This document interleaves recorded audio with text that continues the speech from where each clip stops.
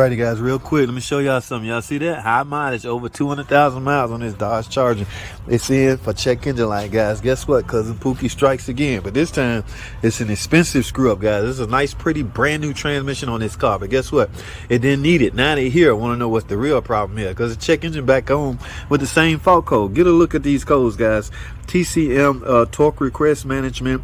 The mechanic that saw these codes automatically assumed the transmission was bad. Okay, he went on the test drive, and yes, the transmission was effective. But you see these VVT codes and this oil pressure code, guys, this car got internal problems relating to timing. That would throw transmission code, and it will affect the transmission. It's the warning I always tell y'all about replacing parts just because the part name is called out in the fault code. Just because there was a code in the TCM doesn't mean the transmission is internally bad. So this transmission was basically replaced for nothing. Now I got to go in and do some oil pressure valve train check and find out what's really wrong.